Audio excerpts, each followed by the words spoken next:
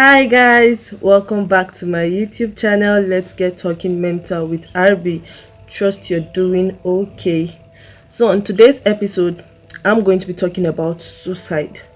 Before suicide, what happens before suicide, the risk factors, the warning signs, the preventive measures. I'm going to be talking about everything today. Firstly, I'm going to be starting off with the definition of suicide. We have to understand the concept of suicide before we can know what it entails. So suicide is the act of intentionally causing one's own death. You get, suicide is the act of intentionally causing one's own death. So when someone intentionally causes his or her own death, that is suicide. Risk factors for suicide. So there are factors that might make someone likely to commit suicide, and it goes as follows. Firstly, mental disorder. According to the US Department of Health and Human Service, at least 90% of all people who die by suicide suffer from one or more mental disorders, such as depression, bipolar disorder, schizophrenia, and alcoholism. So mental disorder is like the presence of mental disorder can make a person have probability of committing suicide. Secondly, I have drug and substance misuse. So when someone misuses drugs or substance, the person is likely to commit suicide. Thirdly, I have terminal illness or chronic pain. Some people go through a lot of pain and they feel committing suicide is the best way to get out of it. Next, I have genetics. The gene in someone's body might likely make someone commit suicide, maybe hereditary, maybe family history or stuff like that. Experience of a trauma. Some people experience some trauma which might make them want to think of suicide, want to commit suicide. Next, I have loss of a loved one. Some people lose a loved one and the next thing they think of is going to follow the person to the grave. They feel there are better left there, that they should also die because there is nothing remaining for them here on earth. And so loss of a loved one can be a factor for someone committing suicide. Next, I have having previously attempted suicide.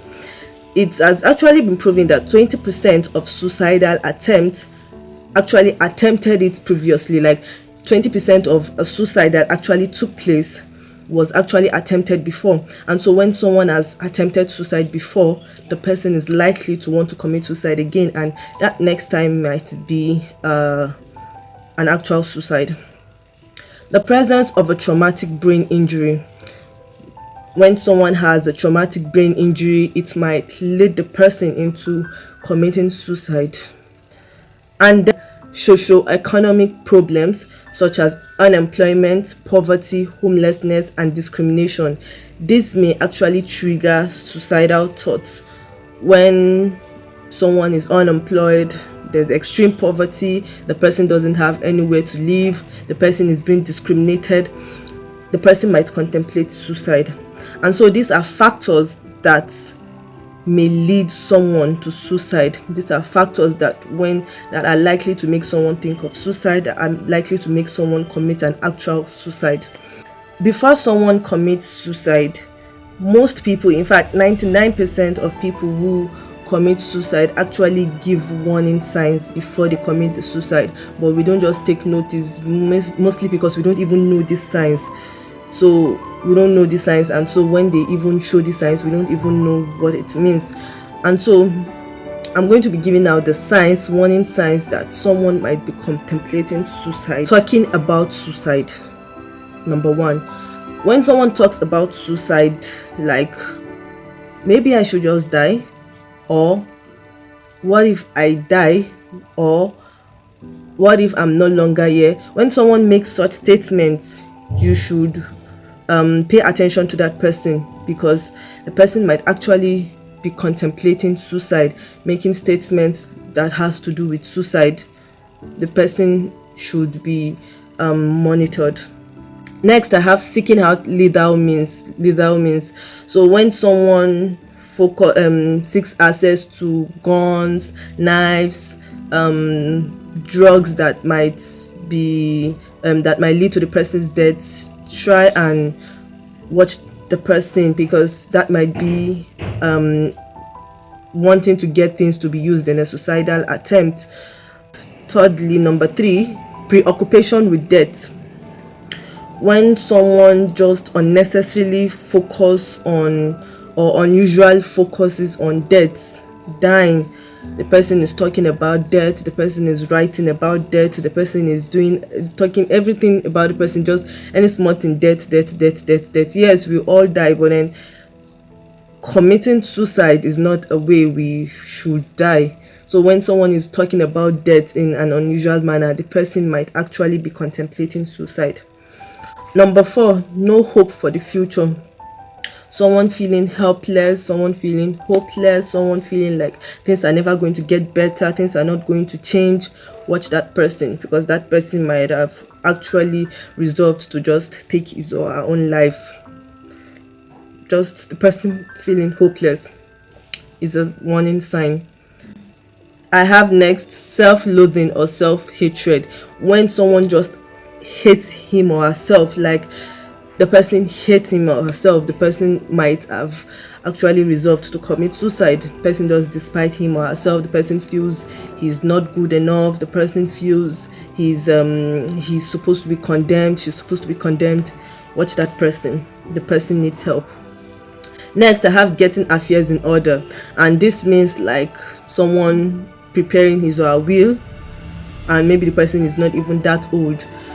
The person should be giving away his or her properties, his or her prized possession. The person should be making arrangements for family members. That's actually quite suspicious.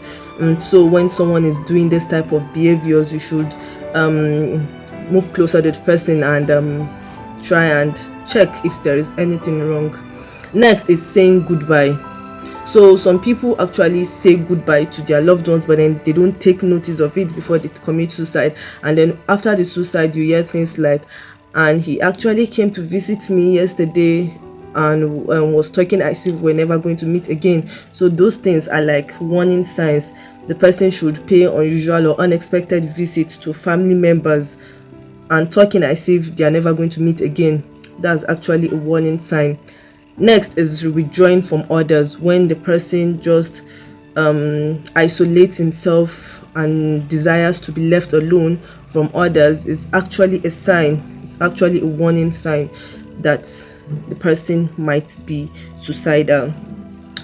The last one I have here is sudden sense of calm. Okay, this might be funny, but then when someone is suddenly calm after an extreme depressed episode, the person is suddenly happy, just suddenly happy after an extreme depressed episode, the person might have made a decision to attempt suicide, and so the person should be monitored. Take note. So okay, so I've said the risk factors and I've said the warning signs. What then do you do when you find yourself in a situation whereby someone wants to attempt suicide, or you think someone wants to attempt suicide, or someone is trying to attempt suicide? When you find yourself in that situation, what do you do? Number 1, speak up if you're worried. So when you say someone is behaving unusual, talk to the person. Try and find out. If you are not sure if the person is suicidal, the best way to find out is to ask the person. You asking the person will show that you care, and you might even get lucky. The person might get to open up to you and share his or her feelings, and even end up resolving not to commit suicide again. Number 2, respond quickly in a crisis. If a friend or family member tells you he or she is thinking about death or suicide, it is important to evaluate the immediate danger the person is in. Those are the highest risks of committing suicide in the near future. Have a specific suicide plan, the means to carry it out, a time set, and an intention to do so. And so when you find yourself in this situation, that is quite critical, either call a local crisis center. We have them around. I think Lagos one is even very active, or you can call the mental health NGO hotline. One I know for sure is Mentally Aware Nigeria, be it on Instagram, Twitter. They will definitely respond. You can take the person to an emergency ward and also remove any lethal object that might be around the vicinity. And under no circumstance should you leave a suicidal person alone. No matter what you do, do not leave a suicidal person alone. Make sure you are with the person, or you put someone in charge of the person, someone that will stay with the person pending on the time that help will arrive. Number 3, offer help and support. If a friend or a family member is suicidal, the best way to help is to offer a listening ear. Let your loved one know he or she is not alone, but do not take responsibility, because you can offer support but you can't make a suicidal person get better. He or she has to make a personal commitment to recovery, and it takes a lot of courage to help someone who is suicidal.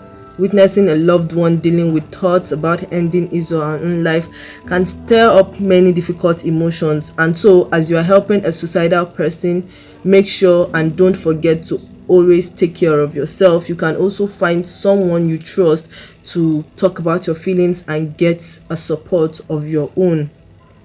Number 4, encourage positive lifestyle changes. And so encourage positive lifestyle changes like healthy eating. The person should get enough sleep. The person should try exercising, go out, receive the sun. Exercise is even very important. It relieves stress and promotes emotional well-being. Number 5, make a safety plan. Help the person develop a set of steps he or she promises to follow during a suicidal crisis. It should identify any triggers that may lead to a suicidal crisis, such as anniversary of a loss, alcohol, or stress from relationships. Also include contact numbers for the person's doctor or therapist, as well as friends and families who will help in an emergency. Number 5, continue your support over the long haul. So even after the immediate crisis has passed, stay in touch with the person, periodically checking in or dropping by. Your support is vital to ensure your friend or loved one remains on recovery track. So that's it on suicide preventive tips. That's it for today's episode. I discussed suicide. I hope you understood all what I said, and I hope they are going to be helpful, and I thank you very much for listening. Don't forget to subscribe if you haven't. Share if this was useful for you. Share with others. Comment and like. Let me know your opinion in the comment section below. Till next week Friday, stay safe and bye.